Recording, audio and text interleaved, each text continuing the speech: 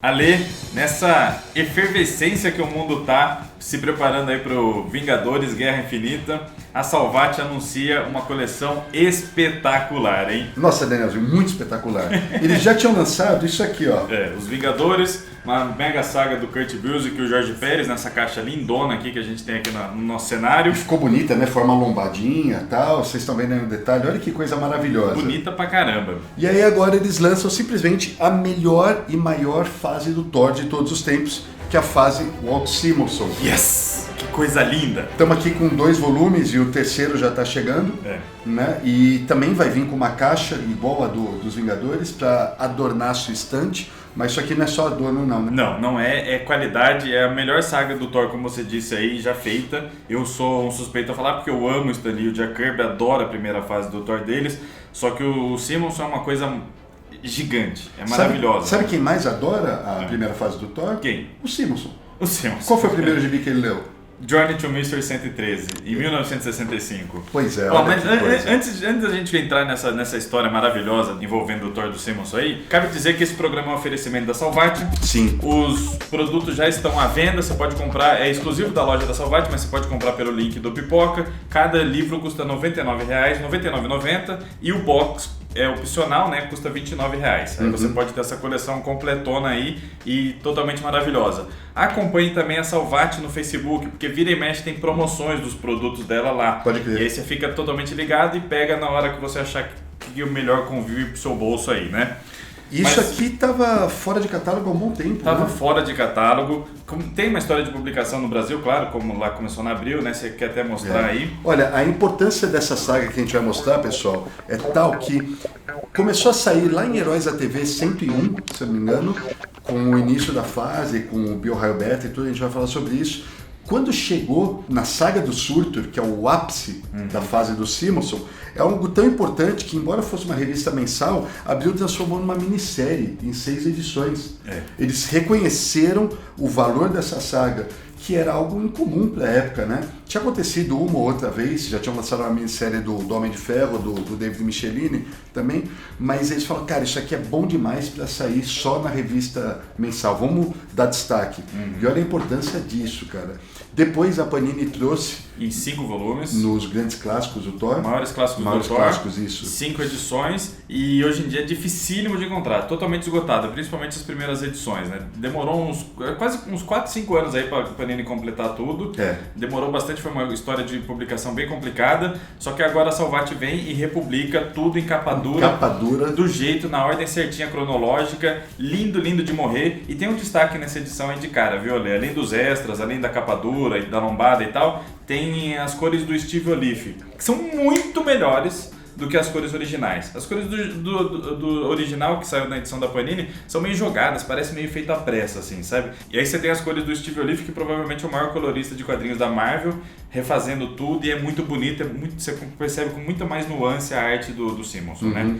Mas vamos lá para a história de publicação e de concepção dessa maravilha aí. Cara, o Simonson, ele já tinha trabalhado anteriormente com o Thor, foi um dos primeiros trabalhos que ele fez na Marvel, exclusivamente como desenhista, mas ele ainda não era o Simonson que todo mundo se apaixonou. Isso aconteceu alguns anos depois, quando ele encontrou o seu traço verdadeiro. Quando ele começou, ele tentava emular o maior ídolo dele, que é o Jack Kirby.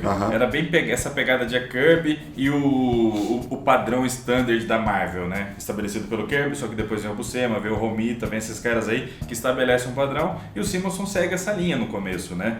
E é engraçado a história dele, porque, como a gente disse, ele leu o primeiro gibi da Marvel que ele leu foi um gibi do Thor, do Stan Lee e do Kirby.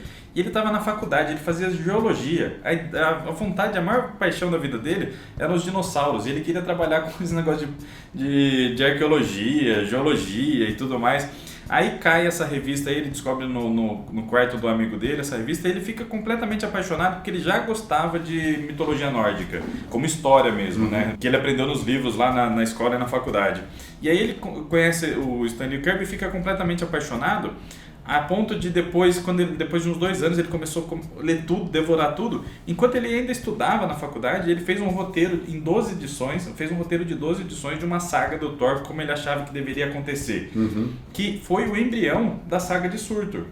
Aí depois de um tempo ele abandona a geologia e vai fazer curso de artes. E aí começa a se embrear no caminho dos quadrinhos mesmo, que é o que ele passou a se apaixonar. E aí depois ele faz um quadrinho independente e tudo mais, começa a se embrenhar nesse meio, mostra o portfólio na Marvel e aí ele começa a fazer essas histórias aí mais padrão que você citou. Só 14 anos depois dele fazer esse embrião da saga de Surtur, é que o Mark Gruenwald, o editor-chefe da Marvel, fala, cara, você desenha muito bem, você tem ideias ótimas para roteiro, o que você acha de pegar o título do Thor sozinho, cuidar de tudo, fazer roteiro e arte? Ele falou, pronto, me encontrei, a coisa que ele mais queria, o personagem favorito dele, com liberdade para fazer o que ele bem entendesse. E ele fez história, Danielzinho, ele fez história. Uma das coisas que ele pensou, o Thor teve a fase com o Kirby e o Lee, que foi muito boa. Embora seja um começo vacilante, quando eles pegam no breu, é espetacular. Senhora. E eles fizeram coisas maravilhosas, inclusive transformaram o Thor numa space opera. Né? Você vê, o Galactus participa das histórias do Thor. É uma loucura, chega uma hora que tá tudo uma piração doida. E o Simonson pensava, pô, de que maneira eu levo além esse personagem? Como eu posso superar o que foi feito lá atrás? Algo completamente diferente. Ele tinha um puta de um desafio na mão. O maior pepino de escrever o Thor é conciliar Terra, que a gente entende aqui como realidade dos super-heróis, com mitologia nórdica, com esse lado espacial completamente insano, alienígena, nave, planeta, 9 mundos, não sei o que, essa mitologia criada pelo Stan Lee e o Kirby. Sim. Que eram dois gênios no auge dos seus poderes, fazendo um personagem fabuloso, e eles podiam fazer o que eles bem entendessem, porque o personagem era deles. E é difícil um cara entender como conciliar tudo isso, né? E ainda ter esse ar fabulesco, essa ideia, essa carga de fábula que o personagem precisa. O Simonson entende isso perfeitamente. Perfeitamente. Tanto que a primeira saga dele, ele introduz um alienígena. De cara, Bill revista já. Né, logo de cara. E aí ele faz aquela coisa que é o princípio do ET. Do ET, o filme do Steven Spielberg. Pega um bicho feio pra caramba, que todo mundo acha que é um vilão, mas na verdade que tem um baita de um coração. E ele inverte todos os valores, porque o Bill Beta acaba ganhando o poder do Thor. Ele acaba sendo mais digno do que o próprio Thor. Essa é a primeira edição do Simonson. E coloca o Odin em xeque isso daí. É a My Thor 337 de 1983. E aí, de cara, ele já queria chacoalhar o status quo do Thor. Ele falou, como é que eu faço para mudar completamente e mostrar, tipo, cheguei nesse título aqui. Aí ele começa, a maior inspiração dele para fazer essa mudança completa é o Jack Kirby de novo, que ele faz na revista do Jimmy Olsen. Quando o Jack Kirby pega o Jimmy Olsen, ele muda completamente tudo e começa a apresentar a saga dos novos deuses ali. E aí chacoalha, todo mundo fala, o quê? Como assim? Esse é o Jimmy Olsen que eu tava lendo? Muda tudo. E aí o Simonson fica pensando, puta, como é que eu vou fazer isso daí da maneira mais eficaz? Aí ele pensa, bom, coisa mais estabelecida do Thor, o que é? O martelo, o Mjolnir, né? Aí ele pega e fala, então o que eu vou fazer? Eu vou criar um personagem, já uma criação dele mesmo própria, porque, de novo, uma inspiração do Lee e do Kirby, que ficava apresentando personagens novos praticamente a todas as edições. Sim. Vou criar um personagem meu que seja capaz de segurar o martelo. E ele apresentou esse personagem durante um período, embora hoje tenha sido deixado de lado, né? Nem sei se ele está vivo ou não na cronologia, mas ele apresenta um personagem que durante um longo período teve importância no Thor e na Marvel. Chegou a aparecer nos desenhos do Incrível Hulk, nas animações. O Bill Beta é um personagem bem bacana. O personagem é maravilhoso. Nessa primeira saguinha dele aí, dessa Thor do Simonson, são 4 edições apresentando o Bill Beta, e ele já aparece, já dá 2 piabas violentas no Thor, né? Você fala assim, eita porra, que alienígena é esse? E aí o Simonson ele tem uma ideia muito interessante, ele fala assim, nos quadrinhos toda a informação tem que ser dada muito rápido. Então acostumou-se a mostrar os caras bonzinhos como os caras bonitões. Um cara bonitão, certinho. É o princípio ET que eu falei. Né? Exato. E os malvadões eram esquisitos, feios e tudo mais. As mulheres malvadas usavam pouquíssimas roupas. As boazinhas eram recatadas e tudo mais. Aí ele fala, não, eu vou criar um bichão esquisito. E aí ele pega a paixão dele por geologia, que ele adorava a forma do crânio do cavalo. E ele falava assim, pô, não tem... Eu acho que o cavalo é um dos animais mais belos e nobres que existe. Só que crânio sempre remete à morte. Aí ele fala, bom, tá aí a chave que eu preciso. Um guerreiro per se, ele está sempre em constante contato com a morte, só que ele é nobre e bondoso. E aí ele pega essa iconografia do cavalo e faz esse alienígena bizarro aí, Incrível. né? E começa a dar não humanidade no sentido, ele começa a aprofundar muito a história do Bill Raio Beta. Nessas 4 edições você já está completamente apaixonado pelo personagem que ele criou e ele já restabeleceu um monte de coisa de Asgard e da cultura do Thor, né? Sim. E ele faz, logo nas primeiras edições, ele também faz outra coisa que poderia ter dado muito errado, mas na mão dele ficou maravilhosa. Ele elimina o Donald Blake. Chega de Donald Blake, não vai mais ter essa história de troca e de transformação e tal. E o Thor vai pra Terra, inclusive rende uma cena maravilhosa. Isso. Nossa! O Thor na Terra nesse começo é ótimo, porque ele é toda hora escorado pelo Nick Fury. Nick Fury tá ajudando ele lá, claro, já é o chefão da SHIELD e tudo mais. E o Nick Fury arruma uma identidade secreta. O Nick Fury é impagável, pra começo de conversa. É sensacional o Nick Fury do Simonson. E aí arruma essa identidade secreta. Aí o que acontece? O Thor, aquele loiro gigante e tal, faz um rabo de cavalo e o Nick Fury, você pode colocar esses óculos aqui. O Nick Fury fala, ficou muito bem com essas roupas aí. O problema são esses ombrões, porque o Thor gigantesco.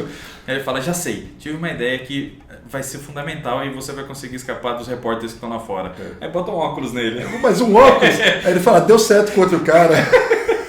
E na sequência dessa história aí tem uma das maiores curiosidades, um dos maiores crossovers de todos os tempos, que é o Thor conhecendo o Clark Kent. O Clark Kent tá andando e dá uma trombada nele e ele cai de bunda no chão. Impagável. Meu, é muito bom, cara. É foda. É muito bom, sensacional. Aí na sequência você tem o conflito dele com Fafnir, o dragãozão, que sai no meio do Brooklyn lá destruindo tudo, e o único objetivo do dragão é matar o Thor. Depois tem o... E desde o início, desde do fase do Bill Raio Beta, de tudo vai passando, tem alguém que tá martelando um negócio. Tum! É um interlúdio. E sai uma onomatopeia gigante. Você percebe a martelada e tal. E você aí, só vê a sombra, Só vê a sombra, o que tá acontecendo. Você percebe que alguma coisa horrível, até pela onomatopeia, né? O dum, que é um mau presságio do cacete. E são esses interlúdios aí, sei lá, em 12, 14 edições. Um monte de edição. Vai você fala, vixe Maria. O que é isso que ele tá cozinhando aí, né? Mas aí nesse meio tempo você tem um monte de histórias sensacionais. Tem a história do último Viking, que é linda. Acho que é Elfnir o nome dele. Bonita pra cacete, que você tem num dos quadros lá, é o último Viking. Então ele morre nessa história. Não chega a ser spoiler, porque é logo no comecinho. E você tem o Thor, tipo, abraçado com ele, assim, chorando. E aí você tem aí percebe a sacada e a sagacidade do Simonson. Além de conhecer o personagem profundamente, dá todos esses aspectos estabelecidos pelo Lee e pelo Kirby, ele dá uma humanidade fantástica pro Thor. Ele transforma o Thor. O Thor tem toda aquela pompa, aquele jeitão metidão dele, por ser um deus de Asgard, ele fala empolado e tudo mais. Ele não renega essa origem, mas ele mostra um Thor muito heróico, muito bondoso, que se importa muito com a humanidade, né? E essa história é lindíssima. E aí na sequência você tem as maquinações lá do Loki com Malekith, que vai desencadear então na saga de Surtur. Isso, e a saga de Surtur é a grande homenagem do Walt Simonson ao Lee e Kirby, que fizeram a saga de Surtur original e é maravilhosa. E ele traz o personagem de volta e tudo indica que vai ser o fim de tudo, né? Vai ser o fim do mundo, vai ser o fim o Surtur chega para detonar a parada. Seria o Ragnarok, né? E aí tanto que é necessário você ter o Thor, o Loki e o Odin juntos numa sequência emblemática, mas todos os heróis da Terra fazendo ponta. Aí aparece o quarteto, aparece os Vingadores. Pra deter o demônio Surtur. E depois da saga de Surtur, que a saga de Surtur já acontece no volume 2, inclusive essa cena é a capa do volume 2. Na edição da Salvat começa já no primeiro volume e as últimas edições, a conclusão termina no 2. Mas a partir daqui, gente, não vamos falar muito mais da história, que agora começa a ter uns spoilers, o que eu queria falar é que depois da saga de Surtur, o Simonson começou a fazer uma coisa até então incrivelmente inédita, que é aproximar o Thor dos quadrinhos do Thor mitológico. Por mais que fosse uma adaptação, né, da mitologia, o Stan Lee sempre foi muito claro de ter dito que ele fez a parada dele. Né? Ele imaginou a coisa da parada dele, transformou tudo em comics e tal, e é isso. E o Walt Simonson começou a estudar, ele já conhecia bastante das lendas, começou a estudar as lendas e trazer de que forma isso aqui cabe dentro da minha história. Desde da indumentária do Thor, em que ele vai modificando pouco a pouco a armadura, até quando o Thor deixa crescer a barba, né, e fica mais próximo do Thor mitológico. a famosa história do Thor Sapo, que também é tirada da mitologia. Essa história é espetacular e tem aquele tom fabuloso. Tinha tudo pra dar errado, tudo, né? Tudo pra dar errado. Se fosse qualquer outro criador, poderia virar uma galhofa, uma piada boba, um alívio cômico. Não, ele transforma o negócio numa das histórias mais emblemáticas do Thor e é lindíssima. E a grande homenagem dele, ele sempre declarou isso, que a paixão dele, como a gente citou várias vezes, foi o Stan Lee e o Jack Kirby. E o terceiro ponto fundamental da criação do Simonson como quadrinista foi o Carl Barks, da Disney. E aí, com o Thor Sapo, ele presta homenagem ao Carl Barks, que é o maior roteirista da Disney, o maior roteirista e desenhista da Disney de todos os tempos, né? E tem uma fase na sequência maravilhosa em que o Odin desaparece e o Thor bem mais pra frente vai atrás do Odin, e aí tem uma sequência do Executor que é linda. Ele trabalha os personagens coadjuvantes, trabalha Encantor, trabalha os três guerreiros. O Volstagg, o Balder. O Balder é fundamental. O Balder é incrível. O Balder sempre foi um meio renegadão lá, teve a saga da morte dele, do Roy Thomas, da volta dele e tal, só que ele sempre foi um cara meio renegadão. Pô, ele traz o Balder pra primeira linha, assim, da saga do Thor, sabe? Aí a Sif... Um personagem que sempre foi muito importante, porque dele depende o Ragnarok. Porque se ele morrer, esse é o início do Ragnarok. E ninguém nunca aproveitou isso de verdade. Né? Tirando essa saga que você falou. Pô, e o Balder, teoricamente, né, o Thor do Sabe, mas eles são irmãos. Então tem várias coisas aí que deveriam ter sido melhor aproveitadas na história do personagem, e foi a partir do Simonson que... Ele percebe isso, que os coadjuvantes importam muito, porque quando a ameaça é tremenda, você fica... Você sente, tipo, tomara que ele não morra, você sente o perigo, né, por trás desses caras aí. E aí, com isso, ele estabelece Asgard e com o funcionamento de Asgard, todo mundo ali muitíssimo bem, como ninguém faz, né? Depois aí, logo depois da saga do surto, ele começa a expandir tudo, o lance dos 9 reinos, e a parada fica, assim, gigantesca. Você fala assim, qual que é o limite de imaginação do Simonson? Aparentemente não tem, né? E aí outra coisa, uma história aí de 30 anos, Daniel, que não envelheceu nada. Nada. A gente até agora só falou de história e roteiro, basicamente. Não falamos da arte espetacular do Simonson. Que negócio maravilhoso. Quando ele pega o Thor, finalmente ele tá livre das amarras do padrão Marvel, e aí ele faz, nossa senhora, a arte não envelheceu assim nem um fio de cabelo. É incrível. É linda, absurda. Como ele roteiriza e desenha, então nem os balões são jogados. Os balões, ele pega vários aspectos do que a gente conhece como história em quadrinho e usa isso a favor dele na arte, como só caras tipo o Will Eisner consegue fazer. Usa o balão na posição certa para destaque na arte. Esses elementos de balão, de quadro, de narrador e tudo mais, onomatopeia, acabam sendo parte fundamental da concepção de página. O uso de uma onomatopeia do Simonson, devia ser estudado, bicho. Ele pensava todas as fontes, como ele ia usar, como ele ia apresentar e como esses elementos interagiriam na arte. Espetacular. Espetacular. A diferença dessa geração dele, às vezes a gente parece saudosista e meio bobo, mas o Simonson, o Barney, o Frank Miller, o Jim Starlin, os caras que escreviam e desenhavam, eles traziam um grau de interação entre texto e imagem que é diferenciado do resto. Cara. Exatamente. Eles foram muito monstros, definiram muitas coisas que se usa até hoje. Dá pra dizer que a trindade, a trinca suprema da Marvel nos anos 80, vê se você concorda comigo. Quarteto Fantástico do John Byrne, Demolidor do Frank Miller e Thor do Simonson. Acho que sim, Acho viu, que aí cara? você tem o melhor da Marvel nos anos 80, assim. E tá aí, influencia até hoje, influencia nos filmes, influencia em tudo, né? Os caras estabeleceram tudo que precisa pro personagem. São sagas irretocáveis, né? Sim. E é maravilhoso que agora está acessível de novo. A Salvat lançou completinha, né, Daniel? Completinha, são 48 edições no total e compila também a minissérie do Balder em 4 edições. Bacana. Que tinha saído só picotada pela Abril e tal, e na republicação lá da Panini. Aí tá tudo que você precisa saber. Estamos deixando então o link aí para vocês, gente. Vale muito a pena correr atrás desse material, é material clássico e de primeira linha, até porque o filme tá chegando, né? Nossa, tem chance do pessoal comentar, nossa, o Daniel exagera muito nos adjetivos dele, mas é que eu realmente amo essa saga aí, é uma das sagas assim, definidoras de caráter, uma das coisas que eu li quando era moleque, que eu mais me apaixonei. Não tem como você ficar incólume a isso daí. É tudo hiperbólico, né? Como uma boa história do Thor, é tudo muito grandioso e eloquente pra cacete, né? Eu não poderia descrever de outra maneira. Quando eu fui pra Nova York Comic Con, eu fiz questão de ficar. Foi o último cara que eu encontrei lá, fiquei na fila um tempão, foi o Simonson. E ele é simpaticíssimo ali. Puta de um cara, gente boa pra cacete. Fez um sketch pra mim do Bill Raio Beta lá. Conversou, perguntou se eu era do Brasil, porque ele já tinha visto algumas edições brasileiras e tudo mais. Foi um amor de pessoa. E aí você fala assim, puta, você tem um gênio desse, um cara que fez uma das sagas que eu mais importantes da minha vida. Sendo simpático, sabe? Não tem como não se apaixonar por isso, né? Que bacana. É simplesmente espetacular. Espero que você tenha gostado desse vídeo. Se curtiu, dá like, se inscreve no canal e ativa o sininho aí para receber as notificações, não é? Fez muito bem no final. Mas foi tudo meio burocrático, mas tô tentando. Ficou bom. É isso aí, gente. Tchau, até a próxima.